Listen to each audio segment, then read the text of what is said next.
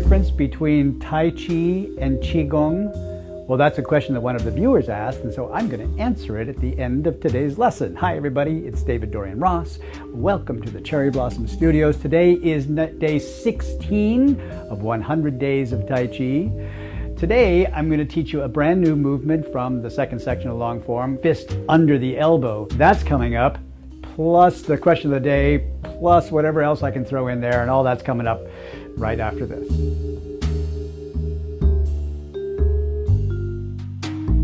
Today's movement is called the elbow over the fist. It's actually a fairly simple movement. It looks very similar to a move that we've already done called single whip, but it's done in a very curious kind of turnaround. So watch me one time and then we'll break this down. I start in the end position of carry tiger to the mountain.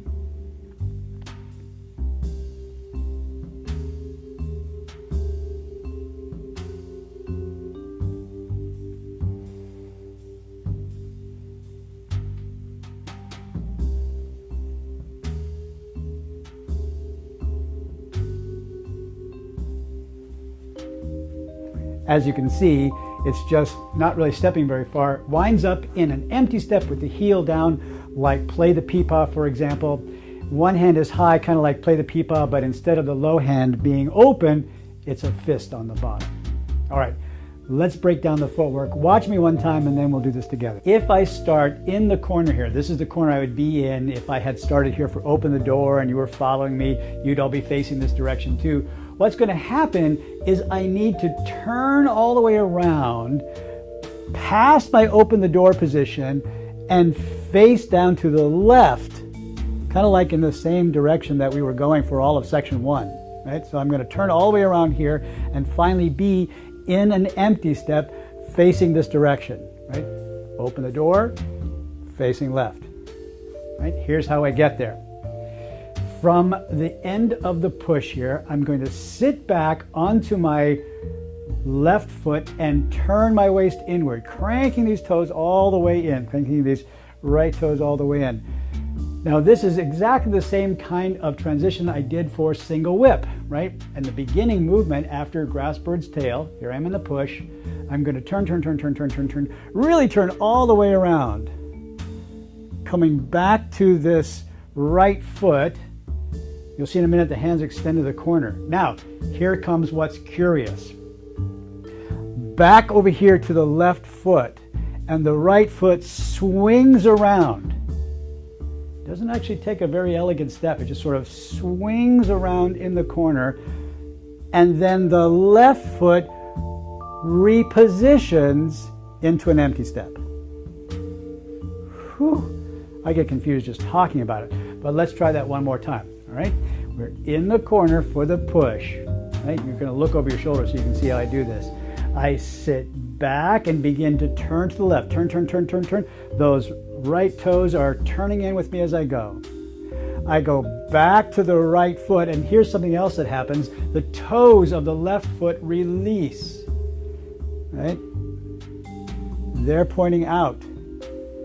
Back to the left foot so the right foot can swing out, shifting onto the right foot so that the left foot can replace in an empty step. I was trying to get all that into the camera angle, so I got really close to the wall. One more time. Follow me with the footwork from the bow step at the end of the carry tiger to the mountain in the push. Sit back, turn left, turn. Back to the right foot so that those left toes release. Back to the left foot so the right foot can swing around. Back to the right foot so the left foot can empty step. Phew, I think we got it. All right, here's what the hands do. The hands will begin from the end of the push. I'm going to try to do this mirror image here.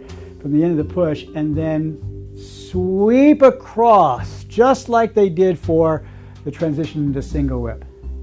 All the way around, pointing as far. You know where you're going? You're pointing all the way to the left side. Right? Just swing all the way around. Then coming back, both elbows bend. And reach into the corner, just like you were about to do a hook hand and a single whip, except there's no hook hand. The two hands are just floating. Right? right there. All right, let's just get to that part. All right, so here I am in the corner in pushing, turning to the left, the hands sweep across all the way around. The elbows bend and reach into the right corner. Right? Now you're going to let the right hand float a bit while the left hand wards off. Right? Just like we did in the first movement, ward off left. Right? Remember that? So we have this expanded position in here. Right hand is floating, left hand is expanding. But as it expands, it also arcs down into the hip. Then from the hip, threads upward and lets the palm come out. It's warding off, arcs down to the hip, threads up the center line of the body, then show me the palm right there. Boom. Okay. Again, here's what it looks like. From the end of the push, I turn to the left, floating, floating, floating, floating, floating. Bending the elbows, both hands reach into the corner. Stepping down onto the left foot so I can swing my foot around. The left hand wards off, arcs down to the hip. But the right hand comes over the top, just kind of floating right there. Right? The right hand has come all the way and floating over the top. And then when this left hand threads up the middle, the right hand makes a fist. And you see this position? It's just like play the peepaw, except that I have a fist on the bottom. All right, let's put all that together. Sit back and float across the room all the way, all the way. I float back in, bending my elbows and reaching towards the corner. Stepping up, I'm opening the left hand and warding off, and the right foot swings out over the top, thread the left hand through, right hand fist on the bottom, elbow over fist. And I'm facing straight down the line towards the left of open the door. All right, there you have it. There's our new movement. Movement 2 from the section 2, more to come. Tell you a quick story. This movement, the elbow over the fist, is the movement that taught me the power of random sound effects. Here's a story about that happened. Many years ago while I was teaching in Hawaii, I was trying to teach this movement in the long form, and I could not get anybody to get the turnaround. I tried all kinds of different ways of explaining it, demonstrating it, doing it from one angle, and it just didn't work. Nobody was getting it. And so I just, in exasperation, went, look, it's like this. Meow. I just made that sound. And you know what? Everybody got it.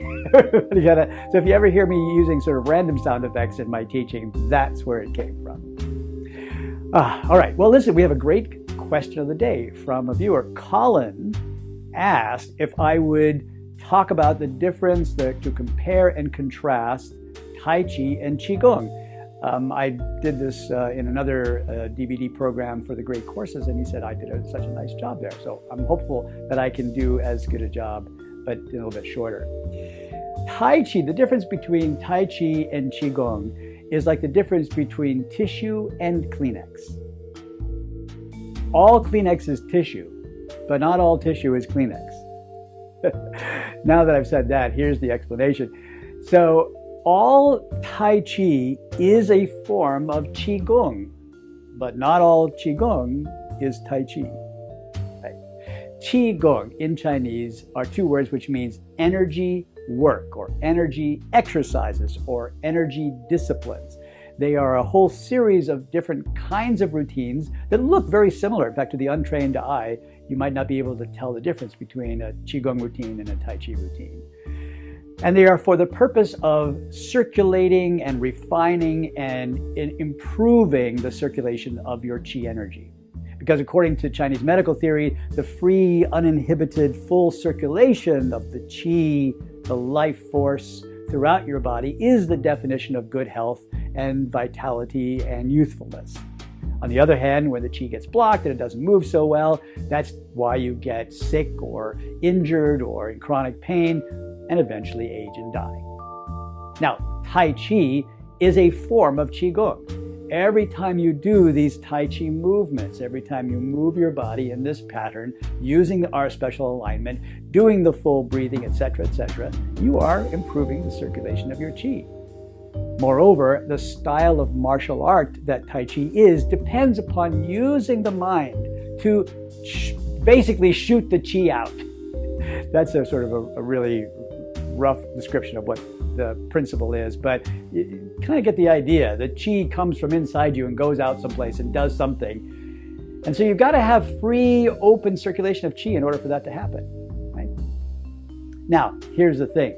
Tai Chi happens to be the style of Qigong, which is also a martial art, and not very many other styles of Qigong are also martial arts. So Tai Chi is relatively unique in that list. And so that's the difference between Tai Chi and Qigong. All Tai Chi is Qigong, but not all Qigong is Tai Chi. There you go. Colin, thank you for that question. I hope I did a good job for you. If you've got a question, a request, a comment, a curiosity, please write it, in the place where you write those comments and things, because I'd love to know.